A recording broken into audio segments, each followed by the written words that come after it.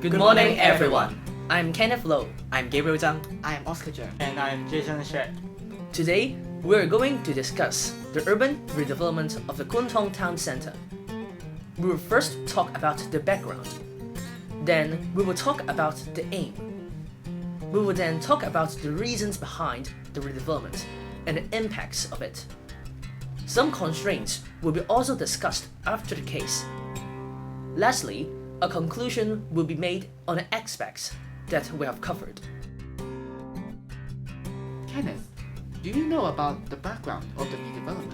Yes, I have a clear image about it. Kuntong Town is one of the earliest developed urban areas in Hong Kong. Its planning and development history can be dated back to the 1950s. Now decades have passed and urban decay has planted its roots in Kuntong Town. Therefore, starting from 2005, the government has started research and initiated consultations towards redeveloping Kuntong. Jason, do you know what the aims of urban redevelopment are? Basically, the aims of urban development can be concluded in a few points. First, to improve the living environment in old districts. Second, to increase the efficiency of land use. Third, to create more effective and environmental friendly buildings and road networks. And fourth, to enhance districts with more attractive landscapes, urban designs and open spaces. Let me add an example for a better understanding. For instance, being one of the most important facilities of the redevelopment project, the new Yumen Square public transport interchange was opened for use a few months ago. Innovative and smart elements such as an air-conditioned waiting area and smart ventilation facilities were installed, aiming to improve passengers' waiting environment and convenience. There are many reasons leading to the redevelopment of the Kuntong Town Center project. First and foremost, there are many aging buildings. These old buildings usually lack fire preventive measures, such as smoke-proof doors and sprinklers.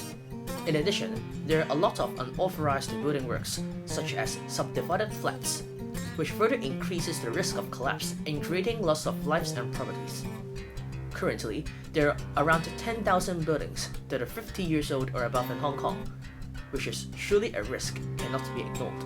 Next, the poor living environment is also a reason for redevelopment. High housing density and lack of open space are some of the root causes leading to the heat island effect. Therefore, heat is trapped and wind can't enter to disperse the heat. Hence, the temperature is kept constantly high, leading to an unpleasant living environment. Serious traffic congestion is also a reason behind redevelopment. Roads within old districts are narrow and only designed for one-way traffic.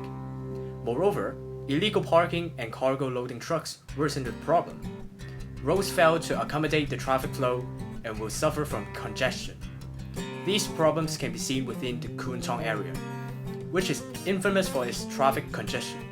Places like Kuntong Road and its roundabout are traffic congestion black spots that see some of the most serious congestions in eastern Kowloon.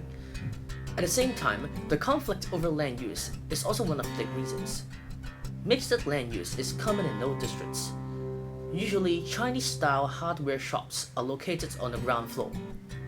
However, residential areas are located on the higher floors and suffer from air, noise, and visual pollution. Citizens' livelihoods are negatively affected. Economic reconstruction is also a reason leading to the redevelopment of the Kuntong Town Center.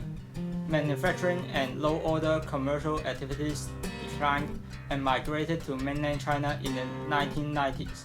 Many of the old traditional factory buildings were left abandoned and disused. They soon went into disrepair, intensifying urban decay within the area. To conclude, it is generally believed that with redevelopment, Kuntong Town City Centre can not only be refreshed, but it can also continue to shine its characteristics within Hong Kong. Does the redevelopment project brings us any benefits at all? First, on the environmental aspect, redevelopment can provide more open space, green areas, and buildings with environmental friendly designs. It provides a more pleasant environment for citizens to carry out their daily activities. Next, on the social aspect, citizens' convenience can be improved. Improvements in the transport network, such as reorganizing the road network, can solve the regional problem of over-congestion. Adequate barrier-free facilities, such as wheelchair ramps and lifts, can be provided to residents with special needs, such as the elderly, effectively responding to the aging population problem in Eastern Kowloon. On the economic aspect, innovative commercial buildings with a higher value can attract investment and customers as the older district is transformed into a new shopping, leisure, and entertainment activity center. More job opportunities will be provided.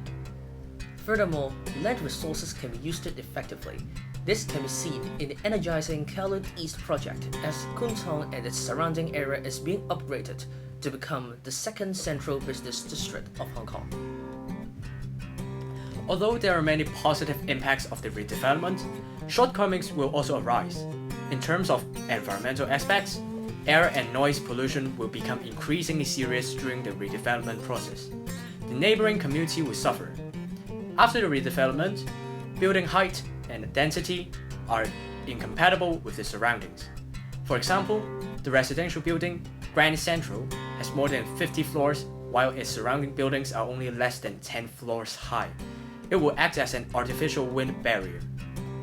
Looking at the social aspects, residents' social networks will be distorted as they are required to move away during the redevelopment. Besides, the historical, cultural, or architectural value of monuments, landmarks, or building structures may disappear during the redevelopment process. Local culture and collective memories will be lost. The night market of Yumen Square would be a remarkable sight. Regrettably, though, it is already lost to redevelopment.